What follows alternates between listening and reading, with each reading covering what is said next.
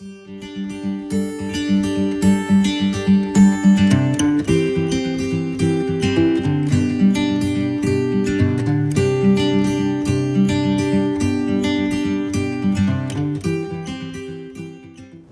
I'm Justin Griffin, shoulder and sports medicine specialist at the Jordan Young Institute in Virginia Beach. I'm here today to talk to you about a common issue that many patients face after surgery regarding sling wear. The sling can be a source of confusion and angst among patients, and certainly we'd like for that to lessen with this video. Today we're going to talk about the reasons that a sling is worn after surgery and some of the ways to put it on and take it off. For several of the procedures that we perform, a sling is crucial for healing. So rotator cuff surgery is very common, and so that is one of the main surgeries that requires sling wear. And the reason for that is the healing time. There's been several studies that have suggested that if the arm is in a good position, it increases blood flow to the rotator cuff and helps to increase healing rates, which is one of the common things that we all worry about after rotator cuff surgery. Another surgery that's common is a shoulder replacement. And then also surgeries like labral repairs and biceps repairs also all require slings.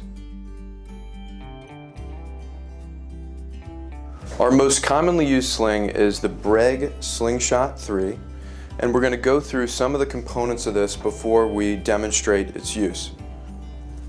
So this is the arm holder of the sling, and the optimal position is with the elbow positioned in the back. The most critical part, and really the only part in the end that needs to really be touched by the patient once it's fit properly, is the clip. We also have the thumb positioner, and this is another strap which keeps the arm down and in to keep it back within the sling so it doesn't slide forward. This particular sling has two wedges. For most surgeries, these are going to be kept together. There's also a ball, and this is to increase blood flow and decrease the swelling in the arm after surgery.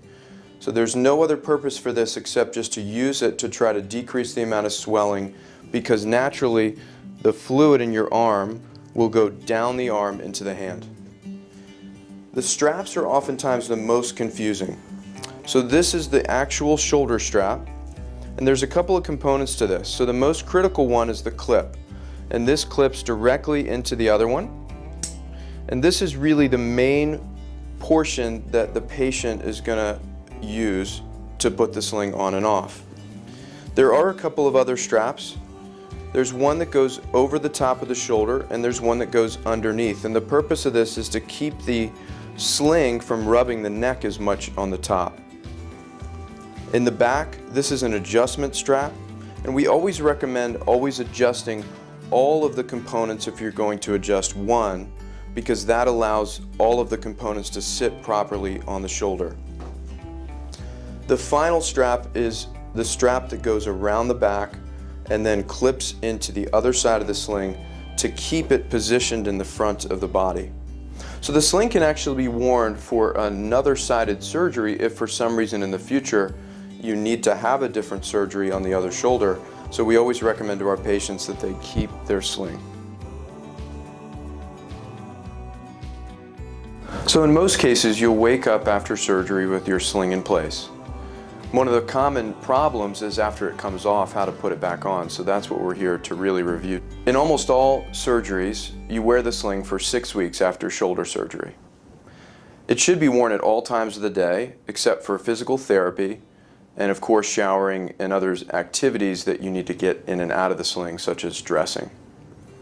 One of the common rules of thumb that we use is always put the surgical arm or the injured arm in first into the sling.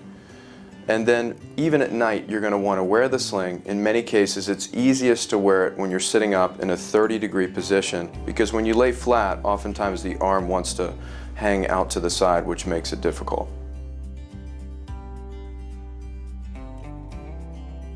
I have here with me Alyssa, my medical assistant, to help demonstrate proper sling wear and getting the sling on and off. So what we're going to do is show you how to get in and out of this sling two different ways. The first way is if you have someone with you who can assist you, or if you can pick up the sling with your other arm and put it underneath your arm. So the most basic way to do this is to first have the sling fitted. And so at Jordan Young, we typically will have our DME specialist come in and get the sling fitted perfectly for you. Hopefully that's the only time that the straps really have to be adjusted. In some cases, based on your clothing or other factors that maybe weren't the case when you were here at Jordan Young, it's possible that you might have to readjust the sling, but hopefully not. We'll show you how to readjust it if you need to, but right now we're going to start with a perfectly adjusted sling and fit this on Alyssa, hopefully to help you do this at home. So the way to do this is to undo all the straps first. So what I've done here is I've taken off this strap. We'll open up this thumb strap here so that this is not in our way. And then this strap can be taken off, but I would recommend not doing that and simply slipping the arm in instead. And so what we're going to do is lift this sling up for Alyssa, and we'll put this directly on the side. And then she's going to slip her hand in, and then the next step is to put the elbow back in the sling. And so she's using her other hand naturally to do that. The first step to get this fitted is to take your top strap and really make sure the elbow is seated back into the sling and put that there. Next, you can take your thumb strap and put this around the thumb. Now, one aside is that if this chafes or bothers the thumb a lot, you do not have to wear that as long as the elbow stays back in the sling.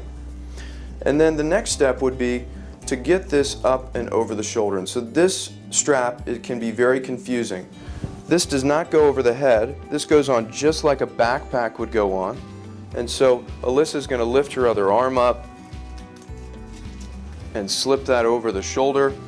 And then the final thing, and I'll let you do this, Alyssa, is to clip this into here. So now that's really the main part of putting the sling on. Now the good position for the shoulder is to be right out in front, just like this, in a comfortable position with the arm at 90 degrees. The final strap, which is sometimes difficult to get on, is the strap that goes around your back. So there's two ways to do that. One way is to have a friend pass it to you. The other way is to sort of angle your body in a way that you can reach behind and grab this. But I'll pass this around your back, Alyssa, and then she can clip this in to this here. And then this is now in a very good, comfortable position. So as far as the position, I always tell my patients, you always want to be able to see the elbow after shoulder surgery. It's not a good position for the arm to be back, behind your back like this, so kind of out in the front with your elbow in view is a really good rule of thumb. There are certain surgeries, such as a posterior labral tear or other repairs that we do, that will give you special instructions, but just to keep it simple for this video, this is the best position for the shoulder, elbow at 90 degrees, arm out in the front. And again, this is our abduction pillow. There are certain cases where we take that out, but in most surgeries that we're performing, this pillow is going to be in place for the reasons that we stated previously. One final trick is that if you are having trouble getting the sling on your arm, you can actually place it onto a chair or a bed like this, and you can slip your arm in. So Alyssa, go ahead and do that. So now that the sling is flat and all the straps are opened up, she can slip her arm in, and then someone else can help her, or she can actually do it herself to get this properly on. So hopefully this helped to ease some of the anxiety you have regarding wearing your sling after surgery. Please, if you have any questions, always call us. You can find us online as well, and please reference this video as much as you need.